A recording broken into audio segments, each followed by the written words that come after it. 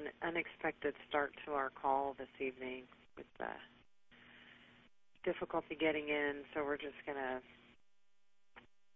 I'm going to take a moment to just relax and just invite you all to just take a slow, cleansing breath.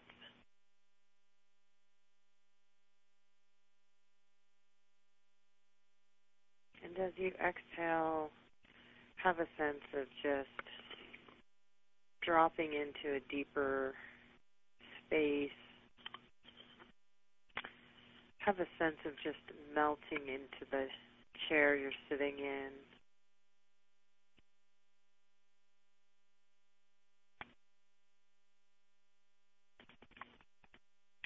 And take another deep breath. And as you exhale, release any tension. If your brow is furrowed, if your neck is tense or shoulders, just have a sense of releasing any tension. Your frustration dialing and redialing into the telephone line. Just have a sense of letting go.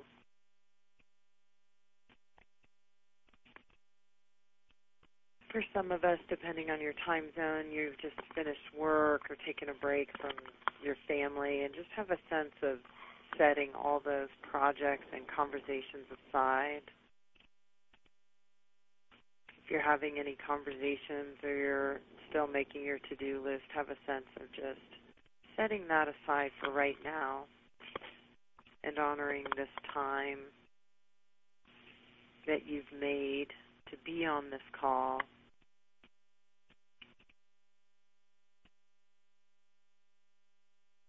And as you let go of those outside distractions and you've relaxed into your seat, have a sense of the alertness of your senses as you become more present with yourself, that your hearing is heightened.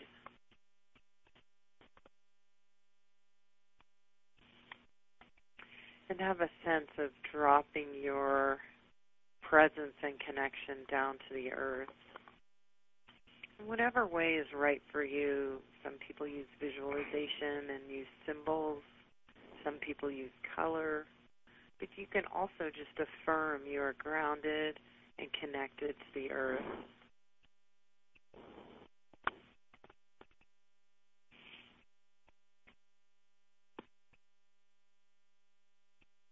And just reaffirm your connection to the earth, your feet on the fresh, fertile soil, grass growing between your toes, having a sense of really being rooted into the earth, supported, nurtured, safe.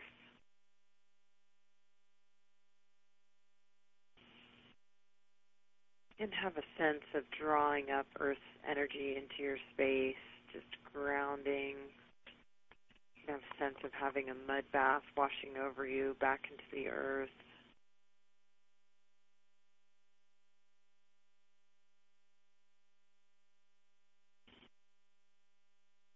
Having a sense, again, of that rich, fertile earth soil, just cleansing and grounding and deepening our connection to the earth.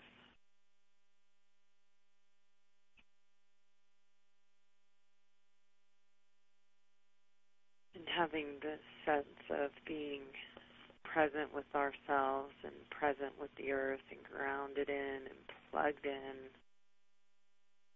Notice where your attention is.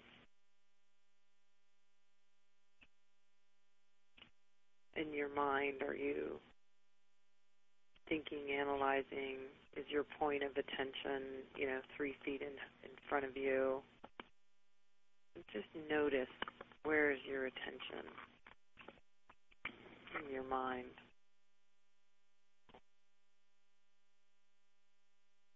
And have a sense of drawing your attention, your focal point, and drawing your attention further back,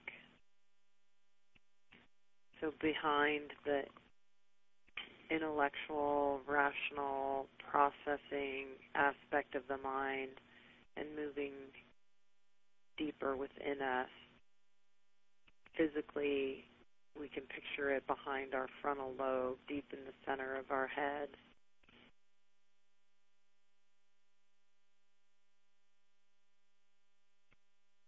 And have a sense of just dropping back, that you're just easily and effortlessly dropping back into this place. It's not a space for thought, processing. You know you've arrived when you feel relaxed and centered.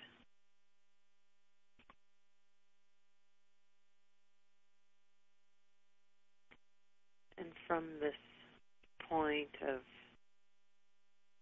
our intuitive center, our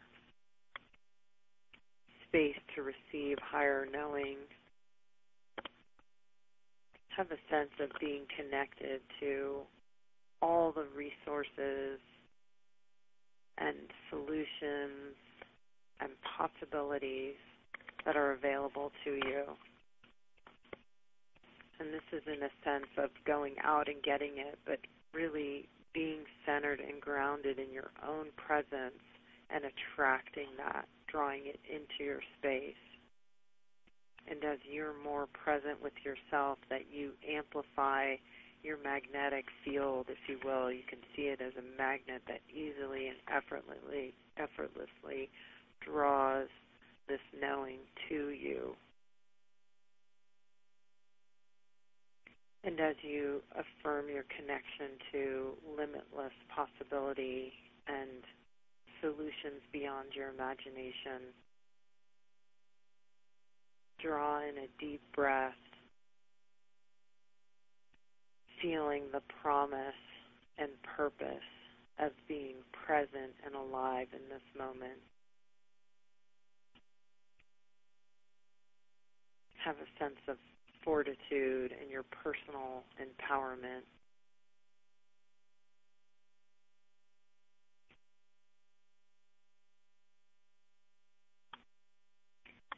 And from this position of power and feeling empowered within yourself, call to yourself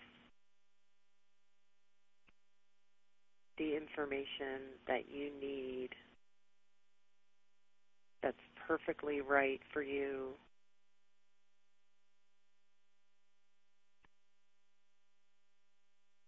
That is the missing piece of the puzzle that you're working on in your life. And again, without analyzing or assessing, just have an intention of drawing to yourself exactly what you need. And as we do this, we are reminded that we can solve problems, that we can find solutions without thinking through the process, that we can be present with ourselves and receive exactly what it is that we need. That connecting to the universe opens up abundance and overflowing opportunity and ways to look at the different situations that we're experiencing and walking through and problems we're trying to figure out, that we can have a whole new lens to walk through and experience our lives.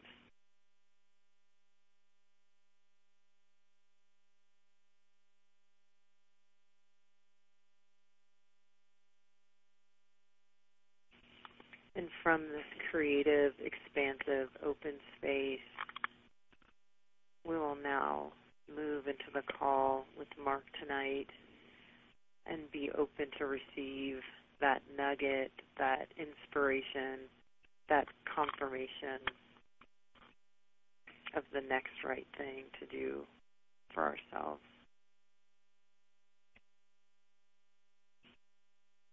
And whenever you're ready, Mark. Well, thank you, Gina. You've again touched on the essence of what I know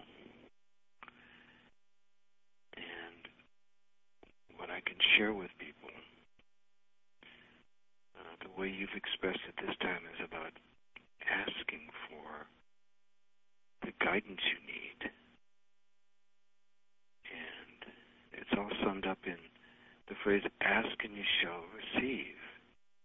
If we ask for guidance, we will receive that guidance. I've found that to be true. The older I get, the simpler I see it. And I keep asking to see it simply and clearly so I can express it to others simply and clearly. Many years ago it dawned on me that one of the greatest problems with all this prosperity stuff, all these teachings, is that they really are so simple that part of us doesn't want to believe it's that simple. Part of us wants to make it more complicated. It should be kind of complex. It should be more original. It should be something different from what you've heard over and over and over from so many sources in so many different words. It should be something else. And it isn't. We've heard the great truths of our lives over and over. Most of us as children heard Jesus say, ask and you shall receive. That's certainly a famous statement that most people have heard many, many times in their lives. Ask and you shall receive. Jesus wasn't kidding when he said that. And that is a key to success. I remember thinking about that one day and realizing he said, ask and you shall receive. That's it, period. He did not say, ask and you shall receive if you deserve it, or if you've worked for it, if you're talented enough, if you're lucky. No, there were no ifs.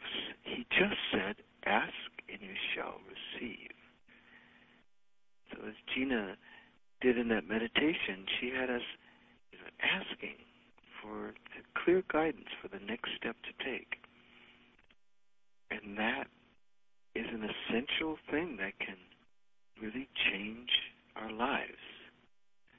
Over and over and over, people have expressed it in different words. I, for years, had a refrigerator magnet up, or a magnet on my refrigerator, quoting Henry Ford, saying, if you think you can, or if you think you can't, you're right.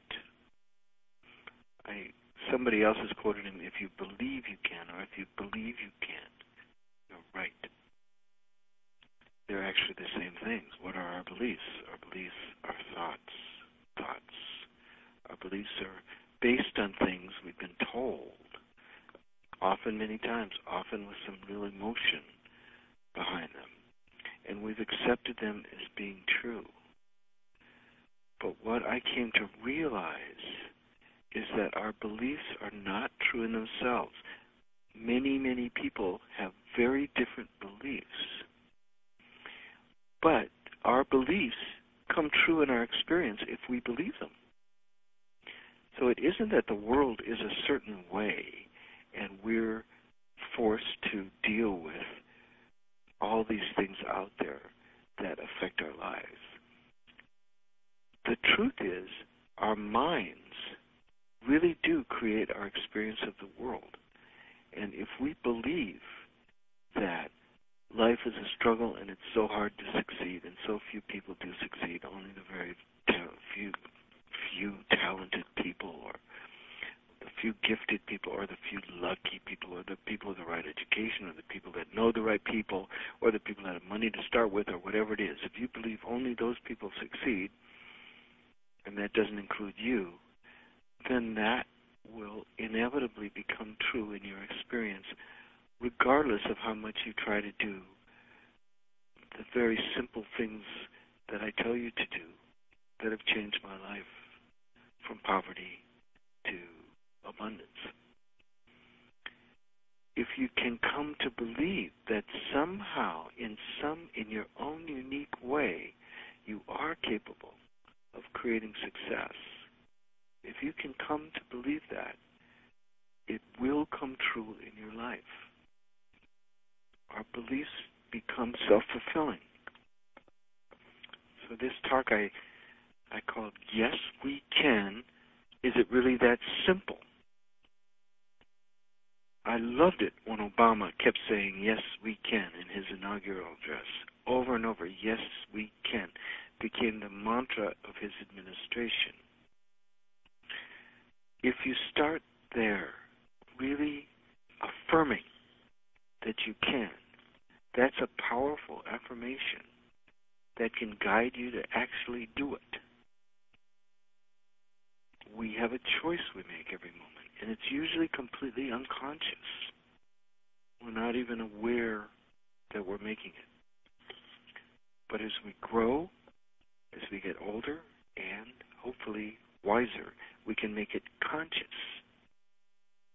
And what is that choice? It's a choice between believing that you can, in some way, in your own unique way, reach the goals that you dream of, believing that somehow you will be shown the way if you ask for it, or believing that it's just too hard, too much of a struggle, so few people succeed, and what are the chances of you succeeding, especially now in this recession, which may be a depression. It's so hard. Well, whatever we believe will become self-fulfilling in our life. We have a choice that we make. The choice is between believing that you can or you can't. Is it really that simple?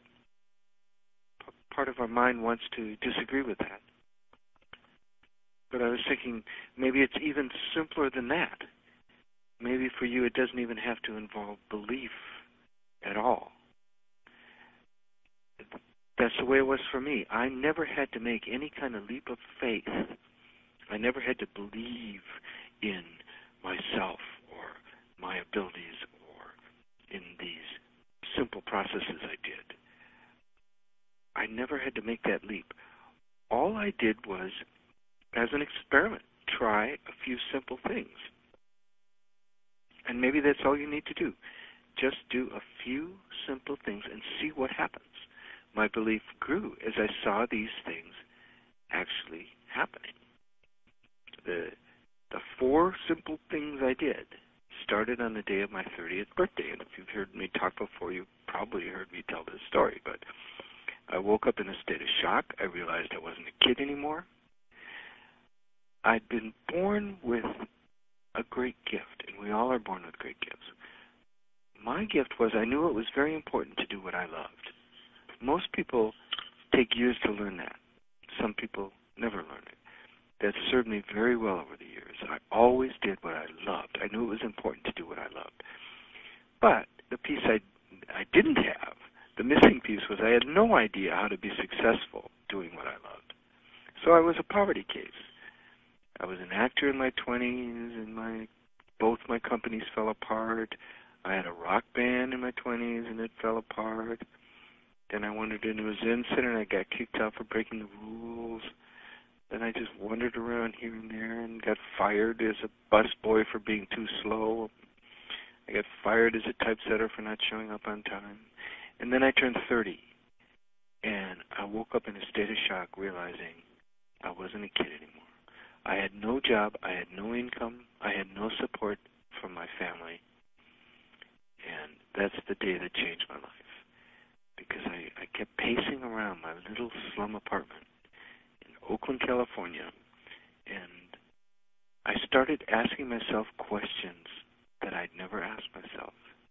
And I found once you start asking the right questions, you get answers. And so I said, okay, how can I succeed doing what I love to do? How can I make this work? I know it's important to do what I love. How can I make it work? And this thought came to me. It's like, I also had a back to the land experience in my early 20s that was a total failure. But the thought that came to mind was, remember the little game you played in your back to the land experience where you talked about your ideal scene? Do that again. Write your ideal scene. When I was about 22, during this back to the land thing, one night we were just sitting around a fire, and this couple said, let's play this game we play at church camp. Let's imagine 5 years have passed and everything has gone as well as we could imagine. What would our lives look like? I don't remember a word of what I said then, so it obviously had no impact on my life. But the day I turned 30, I remembered doing it. And once I started asking myself for advice on what to do with my life, the advice I got was, take a sheet of paper, write ideal scene at the top, and write it down this time. Write it down so you don't forget it. So that's exactly what I did. And to this day, that's what I encourage everyone to do. That's the first step of my 4 little simple steps. You don't have to believe these things work. Just try them. They don't even take that much time. Each step might take you a total of 10 minutes. So it's not a bad investment of time. To actually do these steps will take you less time than listening to this phone call. So just take a sheet of paper, put ideal scene at the top. Imagine 5 years have passed and everything had gone as well as you could imagine. What would your life look like? I wrote that. Much to my amazement, I wrote I had a successful publishing company.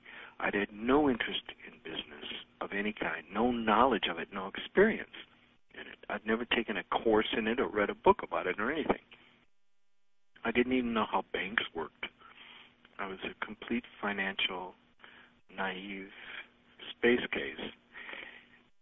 But I wrote my ideal scene. And I dared to dream it. I felt doubts and fears coming up as soon as I started writing, but I dared to write a whole page. I have my own company, and I write books, and I record my music, and my company's successful and pays me well, and I have a beautiful, big white home on a hill in Marin County, and I have a family.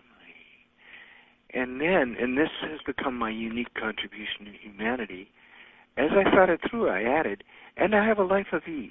I don't work too hard.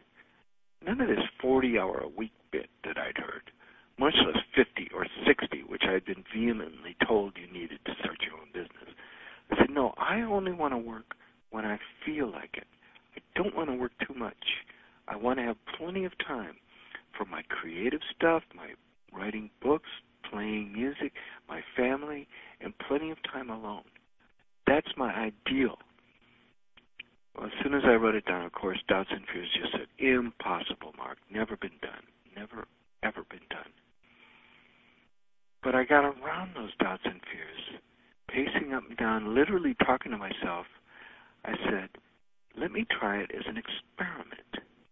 I'd heard a friend telling me about Buckminster Fuller, a man I tried to read. He's impossible to read, but he was a speaker and an inventor in the 60s and 70s. And he inspired a lot of people. And he said he looked at his life as an experiment. And I grabbed onto that word, and I literally said to my doubts and fears, let me just try this as an experiment. This is a good idea. They said, it'll never work, never work. Go for your dream. You know nothing about business. You have no money, blah, blah, blah, all the doubts and fears. And you want to do it in your own lazy way? Impossible. You got to work really hard at it. I said, okay, let me try this experiment to go for my dreams, but do it in my own lazy way. Work only when I feel like it. That'll be my experiment. Doubts and fears said, won't work. And I said, well, if it doesn't work, I'll be no worse off than I am right now. I had no job, no money. I was scrounging every month to come up with $65 to pay the rent. And so even my doubts and fears had to kind of go along with that. I had to kind of admit, well, yeah, it's true. Things could hardly get worse. So I said, okay, so I'm going to try this unique experiment. I'm going to go for this dream with persistence, but yet do it only in my own lazy way. which I knew for me, it doesn't include mornings. I don't do mornings.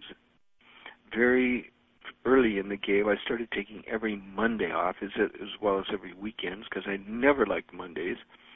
Going back to grade school, I never liked Mondays. So I took mornings off. I took Mondays off. I worked when I felt like it. And I started doing the next obvious step in front of me. And what was that? Once I'd written my ideal scene, the next obvious step was taking a sheet of paper and just listing goals and realizing I had a whole list of goals in there. I wrote my goals. Then I'd heard all about affirmations. So I took another sheet of paper and I rewrote my goals as affirmations, worded like, I am now creating the business of my dreams in an easy and relaxed manner in a healthy and positive way. A phrase I got from a Unity Church minister, Catherine Ponder. I wrote my whole list of goals as affirmations. To this day, 32 years later now, I carry around a list of goals as affirmations in my pocket. That was the third step. So the four simple things I just did were ideal scene, list of goals as affirmations, and then the fourth step evolved over time. But I found for every goal I was affirming, like starting a business, starting to write books, starting to record my music, learning about real estate, for every goal, I could make a one-page plan. I started making plans on paper for each major goal. That turned out to be a very powerful thing to do. That's for sure, because working with those one-page plans always showed me then what the next step to take was, and I just took it in my own lazy way and then dealt with all those doubts and fears that came up. And that is my simple little program. After a talk a while ago, and this is another essential thing, I try to give away the essence of what I know every time I talk. After a talk I gave a while ago, a woman came up and said, Mark, bottom line, are you saying anybody can succeed? And I said, absolutely. And she said, well, then why don't more people succeed? And I said, well, how many people do you know that really dare to dream their ideal scene, or that even clearly define in writing what success is for them? How many people do that? Of those that do that, how many affirm their goals and make a one-page plan, or any length of written plan to get there? How many people do that?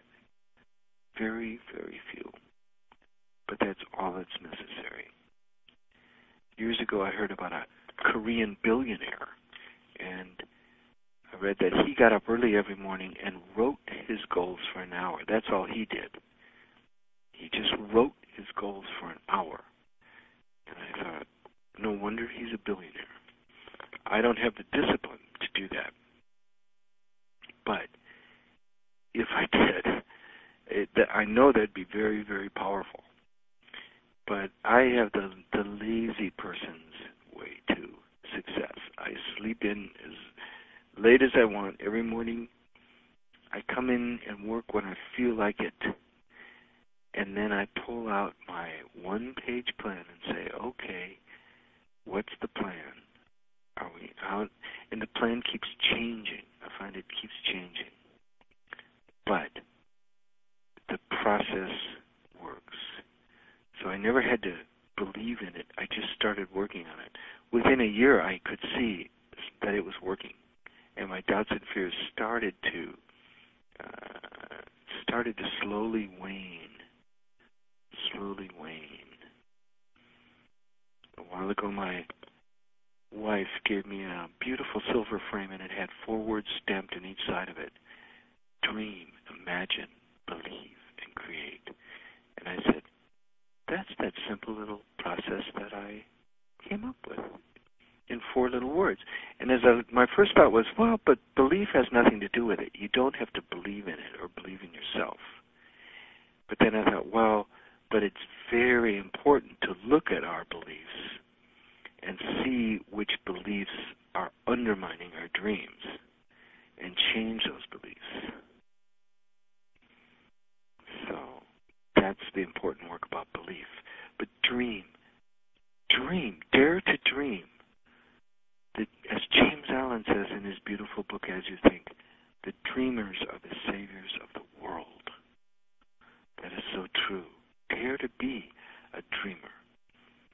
As Thoreau says, and I keep quoting this, but it's so brilliant. Thoreau said, of course our castles should be in the air. That's where they need to be. But then we put the foundations under them. So we've got to start with the dream. No great vision was ever accomplished without starting with the dream. So allow yourself to dream. Then imagine. Imagine how you could possibly get there. And how do you do that? Well, within that dream, there is a list of goals. Write those goals.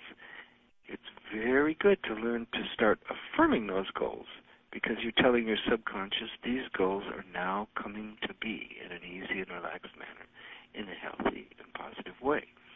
Then you make a plan on paper. You imagine how you can possibly do it. Well, I need to take this step and that step and that step. You make a plan. Then, in terms of beliefs, so that's dream, imagine, believe, you got to deal with all the doubts and fears that come up. And then the creation really, really happens. In my notes that I emailed before this talk, I came up with a short multiple choice test that just cracked me up when I came up with it. Here's a multiple choice test. It has only two choices. Which of the following is true? 1, the universe is cold and uncaring. Life is a struggle to survive. It's really hard to succeed. It's really hard to just barely make it. In fact, in these terrible times, there's a global financial crisis, after all, that makes it all much worse. Shakti Gawain once put it, many people believe the world is bad and getting worse and worse and worse progressively. It takes very special talents and abilities to succeed. It basically takes things I don't have. Very few people succeed, and those that do aren't any happier anyway. Do any of those beliefs resound with something in you that says, well, yeah, I think that's true? Many, many people have that set of beliefs. If they do, it's very difficult to succeed. Very challenging. And I mentioned before, as I drove into work, I stopped at a red light, and there was a sign. A guy said, sign said, homeless veteran,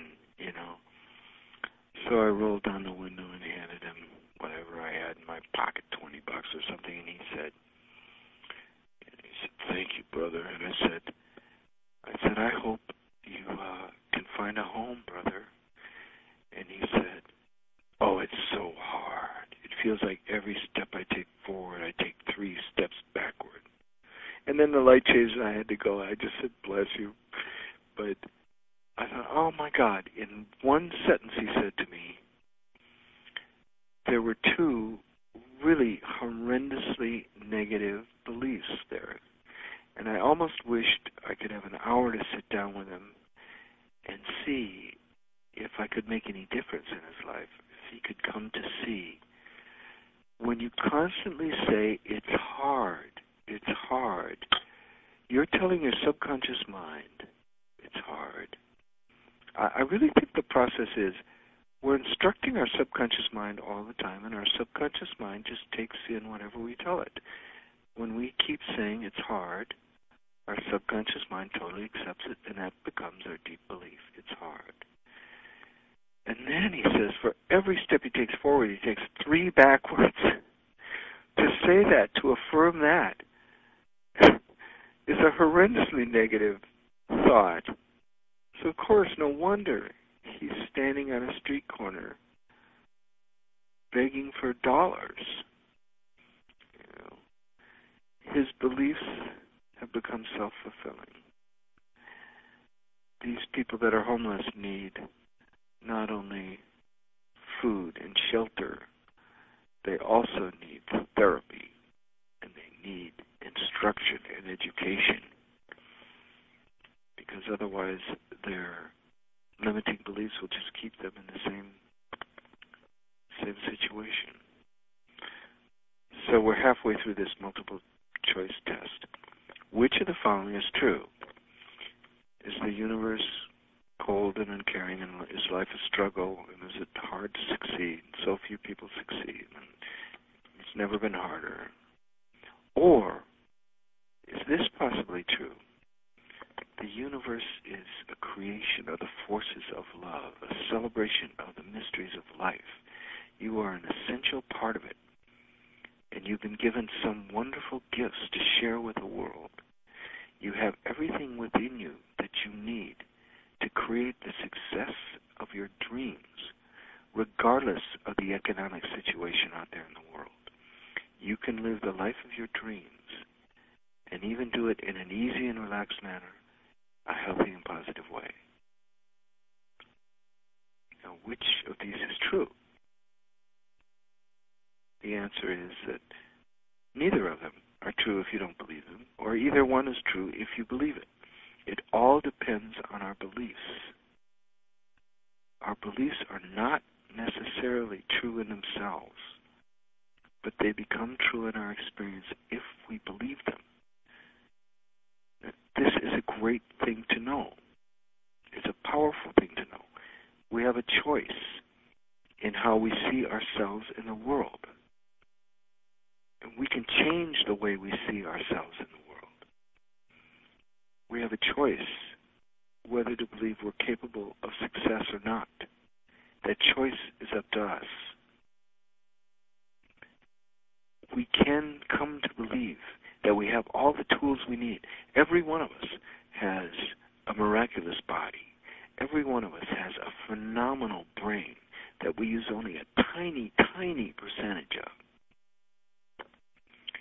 And every one of us has this mysterious connection to whatever you want to call it, however you want to picture it. Different people picture it in different ways, but I often just look at it as a vast subconscious mind. And that subconscious is powerful enough to show us exactly how to create the life that we dare to dream of, if we dare dream. So it all starts with a dream. And then we ask our subconscious mind, how can I achieve this dream? We all have the capability. I have no doubt about it. I just saw on CNN a little while ago. I was in Hawaii and turned on CNN in the morning, and there was Warren Buffett talking to a bunch of students. And what I came away with was, even in these tough economic times, he was completely positive. He assumed. He said, well, every one of you people will do well. That was just an assumption that he made. He assumed. That was a given. That was a given. He knew every one of them would do well. He didn't even say, if you remember what I'm saying, or if you do what you know what to do, or he didn't even give it any conditions. He just assumed they'll all do well. I could just sense the impact that had on the audience. They were all sitting there saying, wow, Warren Buffett believes I'm capable of success. And I was sitting there cheering, saying, yes, he's really doing a great thing for those young people. He's really encouraging them, regardless of the economic times, regardless even of what goes on out there. We have the capability of succeeding. So the work is almost all inner. The important work, the essential work, is inner work. To deal with all these doubts and fears we have and all these limiting beliefs. That's where the work is. Because the truth is, you are capable of succeeding and living the life that you dream of. That is the absolute truth. I have no doubt about that. Neither does Warren Buffett.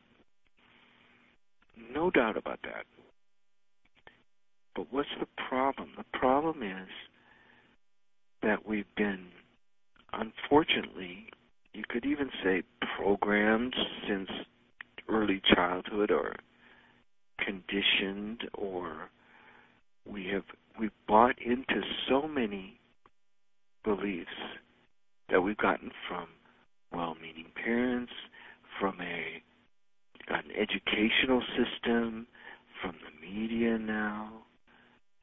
Our whole culture has all of these cultural beliefs. It seems obvious to me we have this type A workaholic culture that values hard work, values even stress and being busy. But we know stress and being busy is harmful to your health. So then we end up with a set of conflicting beliefs. When I look back to my struggles and my poverty and my financial low, I see I had this whole set of conflicting core beliefs.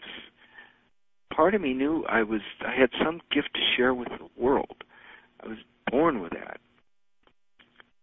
But most of me felt it was so hard to succeed, and so few people did, and it really required certain skills that I just missed somehow. And so that's what became self-fulfilling, until I was able to really look at those core beliefs. In every one of my books, in Visionary Business, in The Millionaire Course, in The Greatest Secret of All, and in Type C Guide to Success, my last 4 books, there's the core belief process. It's just 8 simple questions. That process changed my life. Once I did these 4 little things, that set the course, and then with every doubt and fear that came up, I got off course. And I finally did a really effective core belief process when I was 35 years old and $65,000 in credit card debt and struggling with my company. And just by going through these questions, what is the problem? Well, the problem is I'm almost bankrupt. What are you feeling right now? Oh, all this anxiety. What are you telling yourself? I'm telling myself I'm a fool with money, that I'm out of control, that I don't have what it takes. And you finally get to nailing down what is your deep core belief. And that was my deep core belief. I was a fool with money. I was out of control. Well, if you believe that, then your life will be as big of a mess as mine was. And being $65,000 in credit card debt in the early 80s and having a company on the verge of bankruptcy is pretty poor financial management. So in that situation, I said, okay, I believe I'm a fool and out of control. What is the affirmation that directly counteracts that? And I started saying over and over and over, and I wrote down in big letters, I started telling myself, I am sensible and in control of my finances. I am creating total financial success. That phrase repeated several hundred times over several months, every time anxieties would arise. That phrase started becoming self-fulfilling. Even though when I first said it, it was not true in reality. Obviously, I wasn't sensible and in control of my finances. I was in deep doo-doo, as our beloved President Bush the First used to say. I was in trouble financially. But I started telling myself, I am sensible and in control of my finances. I am creating total financial success in an easy and relaxed manner, in a healthy and positive way. Over the next few weeks and months, suddenly I'd have all these insights. I realized, having control financially is really very simple. Being in control of your finances, it's no big deal. You just sort of have to watch your expenses and get to a point as soon as possible where you're making more money than you spend. Duh. Sometimes I felt like my big discoveries were like a big duh. Why didn't I realize that? That is so simple. It's very simple. All of this is very simple. If you believe you can, or if you believe you can't, you're right. It's absolutely true. So look at what you believe. And if you're still full of doubts and fears, just do these simple steps and see what happens. Dare to dream. Write down your ideal scene and write down a list of your goals. For every one of those major goals, put that at the top of the page and write a plan to get there and start taking those steps and see what happens. It'll certainly be worthwhile. It's already getting late, and I wanted to have some time for questions or comments, or does anyone have anything that they would like to say? And just a reminder to press, since we are all muted, or everyone on the call besides Mark and I are muted, just to press *6 to begin speaking, and then when you're done, you can press *6 to go back to being muted. Good.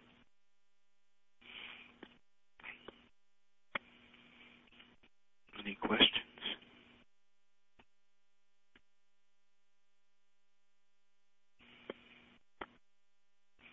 I got an email a while ago from a radio interviewer who was going to interview me, and his email was, Mark, I have to say, I don't believe you. I don't believe you can create success in an easy and relaxed manner. I believe it takes hard work to succeed, and that it is inherently stressful.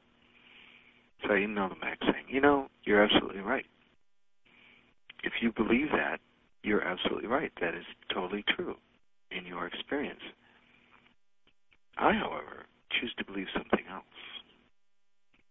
I choose to believe it's entirely possible, and in fact, in the long run, much healthier and much better to create success in an easy and relaxed manner. Success with ease is entirely possible.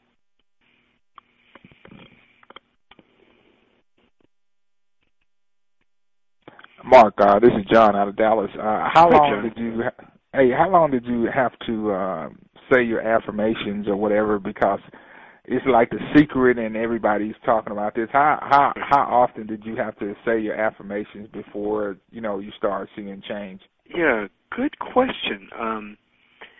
I started my company the day I turned 30, and the first 5 years were a total mess because I still had these deep beliefs that I was a fool with money. So it was really when I was 35 I hit my financial low. That's when I was $65,000 in credit card debt, and finally did a very effective core belief process and came up with that affirmation. I'm sensible and in control of my finances. Then things happened really quite quickly. My whole company turned around within a year. And I bet I repeated that affirmation. I just kept repeating it through the day when anxieties would come up, especially when doubts and fears. I remember I wrote it down 5 different times and put it in different places. So I had it right above my phone at work. I had it on my bathroom mirror. I had it in my dresser at home. I carried it in my billfold. I kept it in front of my face. So I'm sure I said it hundreds of times. But I started seeing some real positive results in just a few months. And within a year, I think it was, my whole company had turned around and was profitable. So it varies from individual to individual, but I think you just need to say these affirmations for however long it takes for your subconscious mind to just say yes to it, and then for you not to cancel it out with all these doubts and fears. That's how I see the process. Your subconscious says yes to everything. So if you say, I am now creating success, or I'm sensible and in control of my finances, I'm creating total financial success, your subconscious says yes. But then if your very next thought is, it's so hard, so few people succeed, this is such a tough time, your subconscious mind says, yes, it's so hard for you with that thought. Yes. So that's how I see it. You just need to affirm enough to convince your subconscious and to cancel out all the negative thoughts. Or not even all. I think the right affirmation can overcome years of negative thinking. It certainly is true in my case. It totally varies. I've seen people get this really fast and in a matter of just months really create something. And other people take years and years and years, and some never get it at all if they still have this deep underlying belief that they're not capable or they're not worthy or they don't understand or it's too hard or life is basically a struggle. I've had to give up on some close friends of mine of trying to teach them this stuff, because I've had some friends for 35 years that haven't gotten it, even though for the last 30 I've been on them saying, come on, come up with a plan, you can do it. So, is that helpful?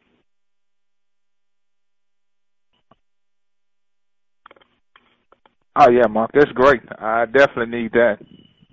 Great. Yeah, that's a good question. Very good question. Mark, this is Paula Nelson in Santa Cruz, California. Hi, Paula. Hi. I feel in you that a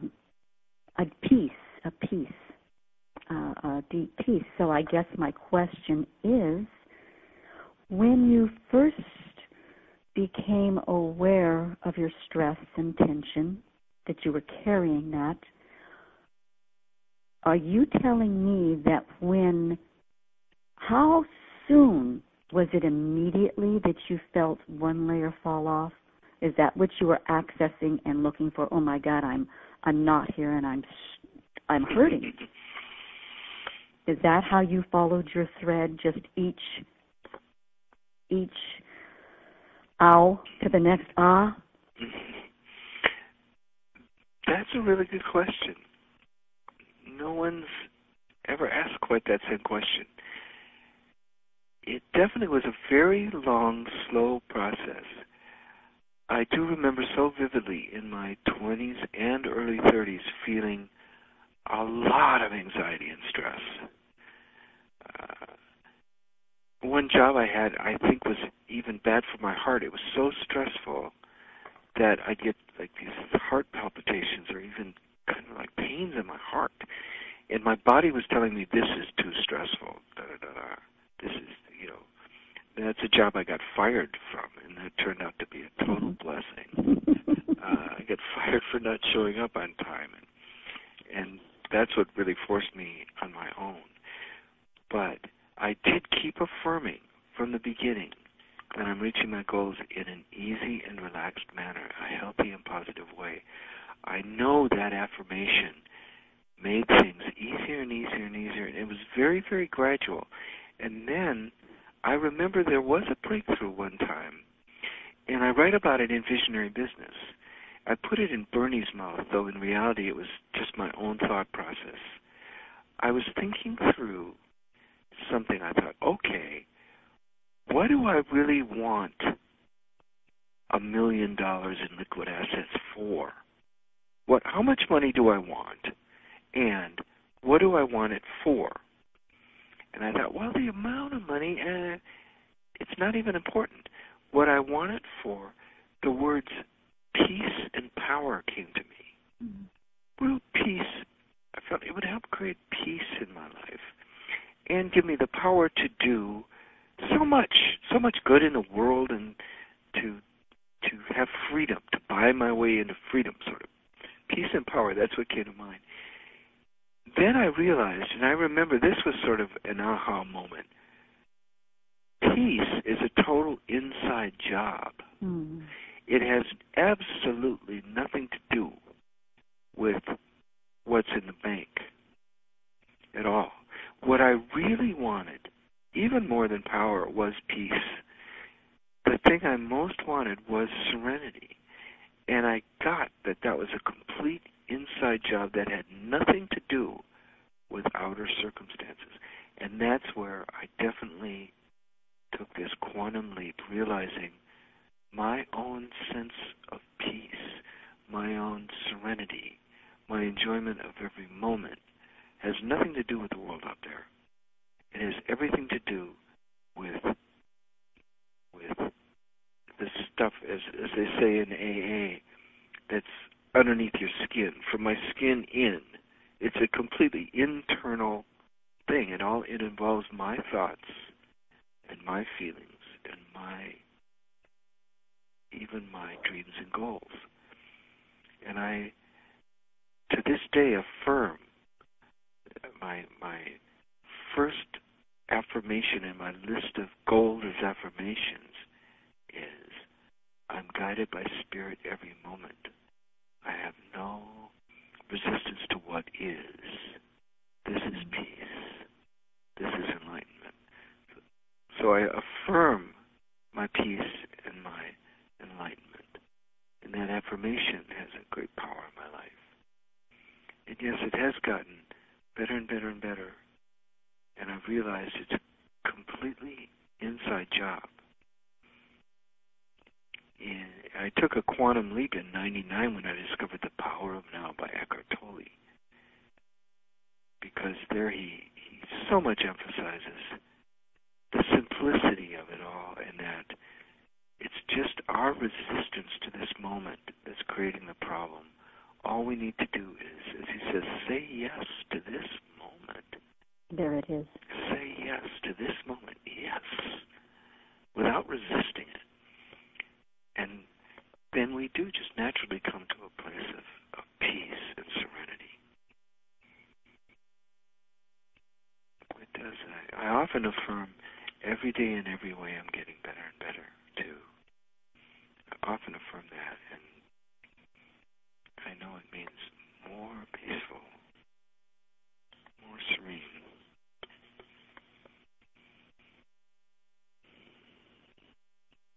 Thank you. Thank you. Oh, you're welcome.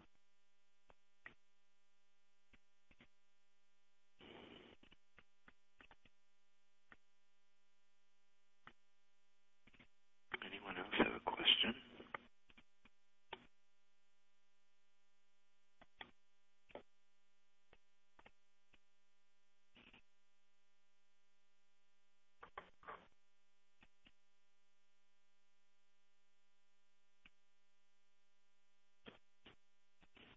Does that feel complete, Carl? Hi, Mark. This is Joe from Boston. Hi, Joe. How are you?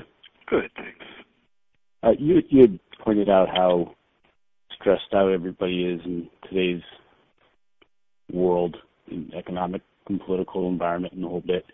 And for those of us who are raising children, you know, I can see other parents trying to keep them overly active in terms of sports and education, and the competition to get in college nowadays is quite tough.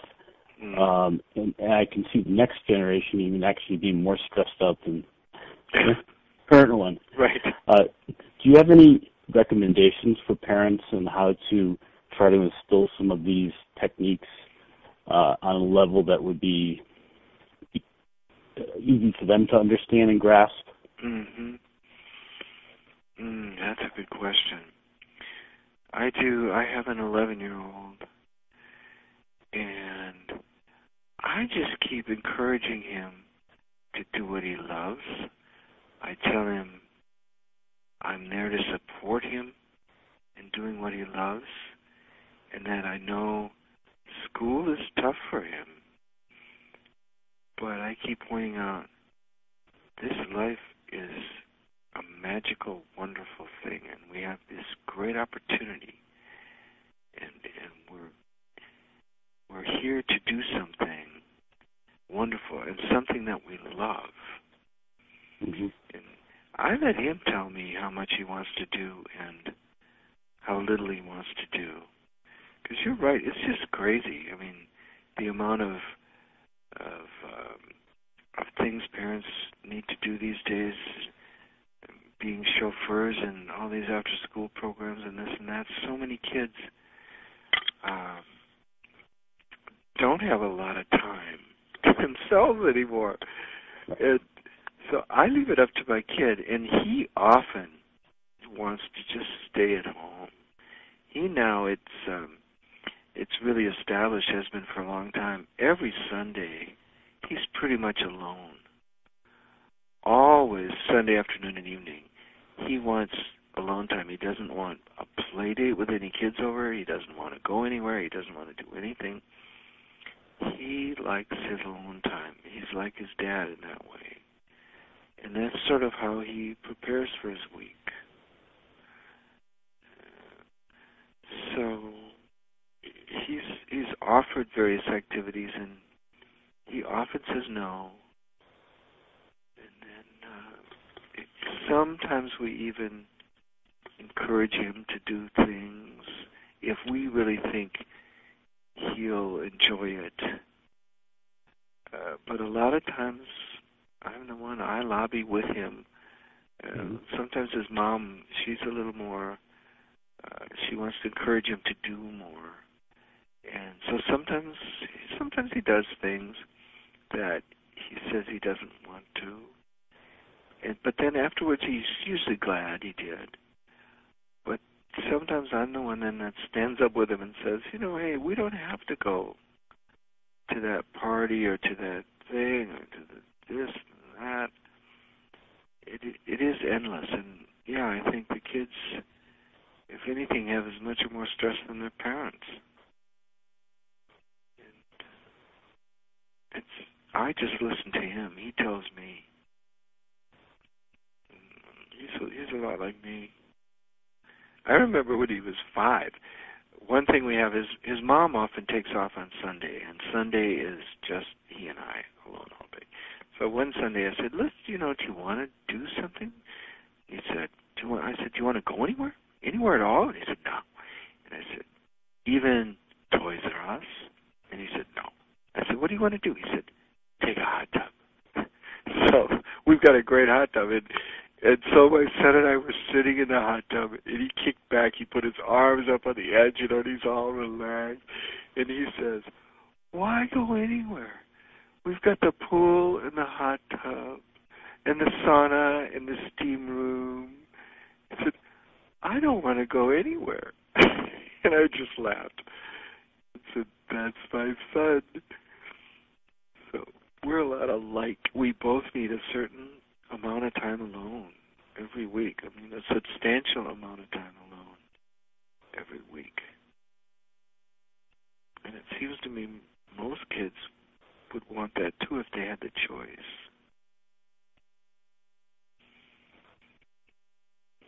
Yeah, thank you. That was very helpful. And to make it, I think, even worse is that you think you're doing the best thing for your kids by putting them in a lot of different situations, but the one thing you're not giving them is your time and attention. Yeah, as a result. That's true. Yeah, the best thing, I hang out home a lot.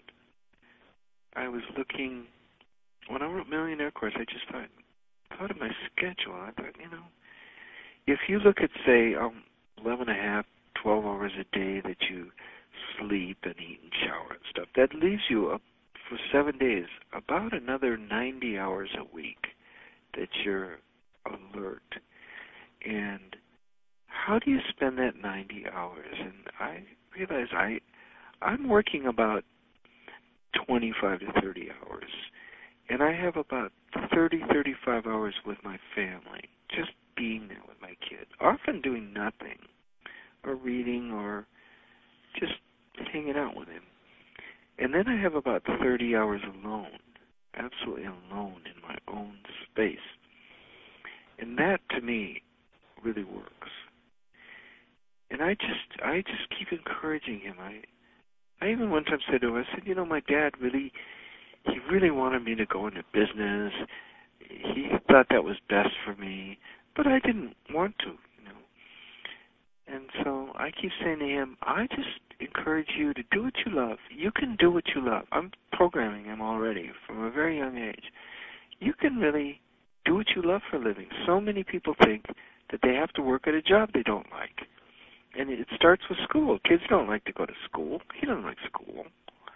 But we assume he has to, you know.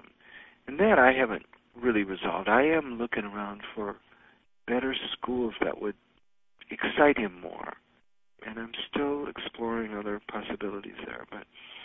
But I keep saying to him, you know, you're going to school now, and that's your job now. But when you're out of school, once you complete school, I will support you in doing what you love. That's what I'm here to do. That's my job as your dad. I won't pressure you.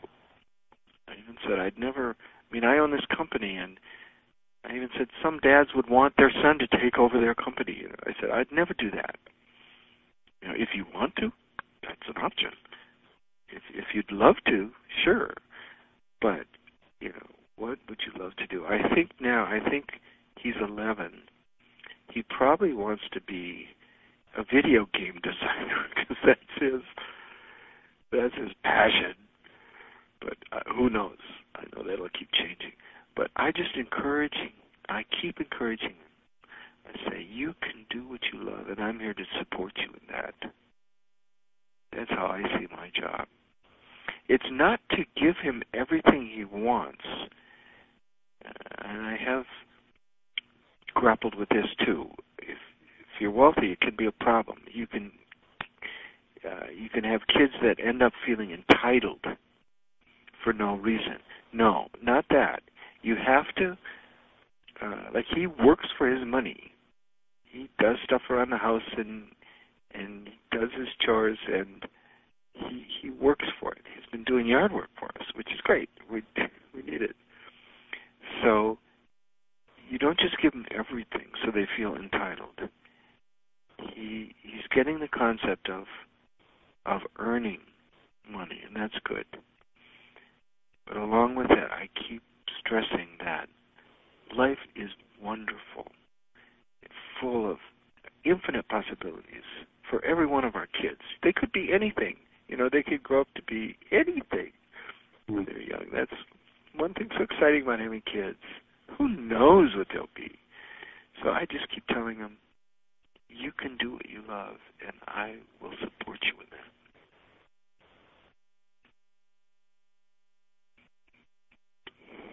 Is that helpful? Yes, very much so. Thank you. Great.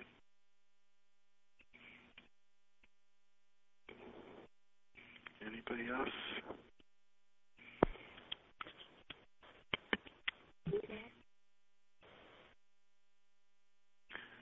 Hi, Mark. This is Lou in Bearsville, New York. Hi, Lou.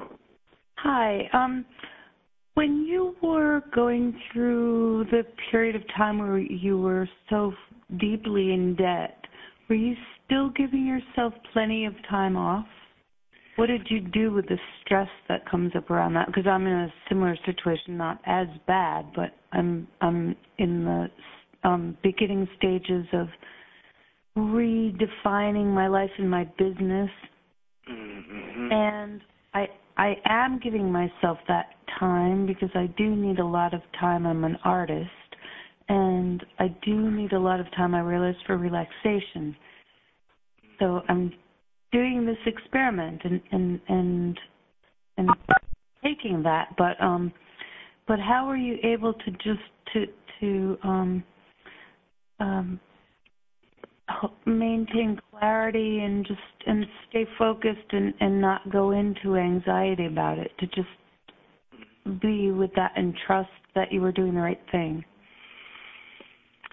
The important thing is always to keep asking yourself, what are the beliefs that are underlying that question?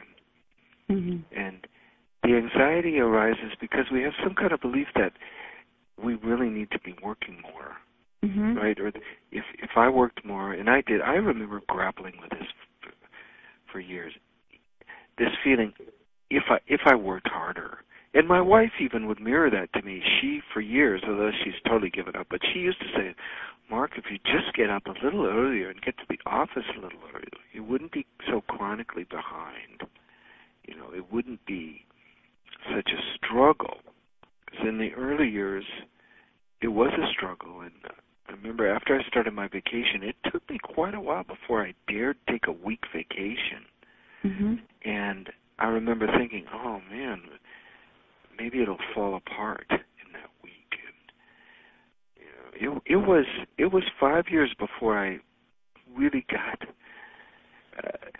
It almost feels like one way to put it is, it took me 5 years for my dreams and positive beliefs and confidence to overpower all my negative beliefs and my lack of confidence. And as soon as it did, changes happened wonderfully. But I did realize I had the belief that I had to keep working and working harder in order to be successful. So therefore, any kind of vacation is you're taking a step backwards. Mm-hmm. And then I found once I did take a week and I came back to the office and nothing had fallen apart. In fact, everything had gone fine. You know. And I remember I finally took a month. I went to Hawaii for a month the first time, and we had our second best month ever while I was gone. And I thought, this is great. I should take off more often. We really do well when I take off. And so my beliefs really started changing, and I just saw it's essential for us to get whatever rejuvenation we need in whatever way. If you have a startup or you're building an artistic career, and maybe at first you just have time for shorter vacations or take Mondays or something, find something to really where you relax and rejuvenate yourself and where you just turn off. Definitely take some time to turn off all those that voices in your head saying, well, you should be doing this, you should, here's your to-do list. Turn off your to-do list and just relax and enjoy and rejuvenate. Take a break. Then you come back to it with more energy. I found, it was years ago, but we had a 3-day weekend where Monday was just a holiday, and I came back on a Tuesday and I realized I felt so good. I felt twice the usual energy. I just felt recharged. And that's what it dawned on me, hey, I could do this every Monday. And that makes me feel so good on Tuesday, and I really look forward to being in the office. That makes me feel really good on Wednesday. Like, I love doing these teleseminars. I'm here because I just genuinely love it. I love doing this. That's why I'm doing it. Well, we love your doing it, so thank you. Well, thank you. Did you have a group that you started with, or were you on your own? In the beginning, mm-hmm. I had a few friends that helped me part-time, and there was I had a group of friends. Most of them weren't very supportive or helpful. We were all poverty cases. It was very cool in our 20s to be poverty, to be suffering artists. Not suffering, but to be broke. And I was one of the oldest of the group, so I hit 31st. And that's what did it for me, turning 30. And I remember I didn't get much support from friends. I did from a few. My friend Shakti Gawain, we were together for years and very close friends, still are very close friends, but she was very supportive. She supported me in my dreams, and I supported her in her dreams. And we kind of launched each other's careers. I helped her write or encouraged her to write creative visualization. And then I published it. And so that book launched her career as a seminar leader. And began my career as a publisher. Mm-hmm. But I have a pragmatic question. Sure. Could you tell us again who wrote the one-page business plan book? Yes, Jim Horan, Horan. I just had a great meeting with him. We're going to finally pick up and publish those books. They're available on Amazon, though, the one-page business plan. Jim Horan, Horan. He's on his own. At first I said, I want to publish these books of yours. And he said, at the time he said, well, he'd sold, what did he say, 25,000 at $20 a piece. And he said, what do I need you for? I did the math. That was $500,000. Now on his own, he's sold over, now they're $34.95, I think, because they have a CD. And I know he's sold over $2 million worth of books on his own. But I called him up again, and we had lunch, and I said, come on, you aren't selling these in the bookstores. I could sell some more books here. So it looks like we're going to be publishing this book. He had a great story. He said he was fired from his job. He had a corporate job. And he said, best thing that ever happened to him. At the time, of course, it was the worst thing. He got fired. He had a family. He had a mortgage. It was totally stressful. He looked for a job. He couldn't find it. And he found this support group. I think it might be like a Debtors Anonymous group. I didn't ask him, but to this day, he's been on his own 17 years now. He has some kind of support group he went to. Because the story as he told me, he said, he went to this group, and he said he didn't know what to do. And they said, well, gee, you could consult. And he said, I've never done anything like that. And they said, get over it. So he started consulting, and then he had an idea for a book. And he went to his group and said, I've got this idea, but I've never written. In fact, I got C's in English. And they said, get over it. And he wrote a book. And he sold $2 million worth of books. Then he had an idea for a whole online program to sell to corporations. But he went to his group and said, I don't know anything about online stuff. I'm a computer idiot. And they said, get over it. Mm-hmm. So now that $2 million he's earned from his books is just minor chump change compared to what he's earned from his programs that he sells to corporations, where everybody in the corporation does a one-page business plan. And then they're all linked together, and they review each other's plans and work together. So he said that was the greatest thing that ever happened to me, getting fired from my job. I've heard that story over and over and over and over. It was the greatest thing that happened to me. I got fired, and I had to start doing it on my own. I couldn't hold a job. I'm too lazy. I don't like anything that requires getting up in the morning.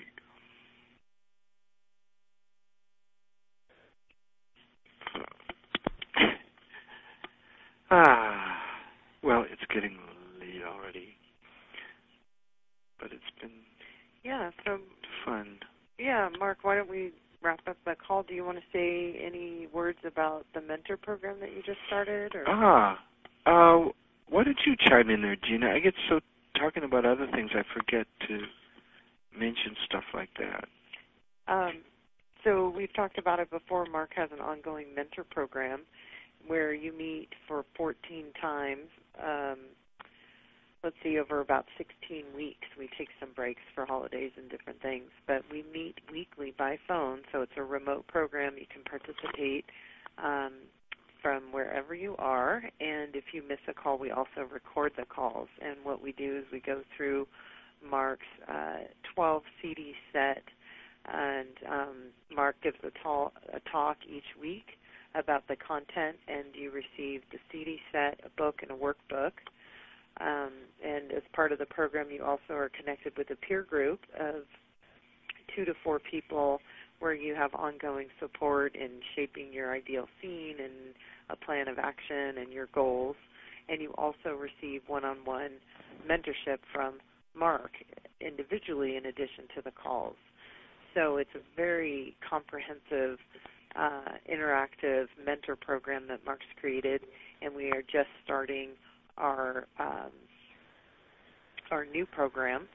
And if you would like more information, you can email me at Gina, Gina, at marcallen.com. And you can also get information on the website. Great. So we did just start last week, but the first week is usually an introduction and overview, and we have people joining the call for the first time this week, and the calls are on Friday. So if you're interested in joining, it's a great time to start. Even though we had our first call, we have other people who couldn't be on it and are joining, and it's a great way to receive support and mentorship and guidance and experience and wisdom, and to receive all that as you are moving forward on whatever path it is for you, whether you're finding your purpose or starting a business. So please email either Marc or myself, and it's just a great program. Good. Thanks for that, Gina. It is a good program. I really love doing that, too. And we have people who repeat it over and over and over. So, you take it wherever you're at. If we have people who were just starting to figure out what they wanted to do that are now in the second phase of establishing their business. Yeah. Great. Thanks for that. Yeah. So we'll wrap it up for now, and I'll do the next free teleseminar. It'll be May, the first Wednesday in May. So May 6th. So take care. Great. Thank you. Thank you. Thank you all. Good talking to you.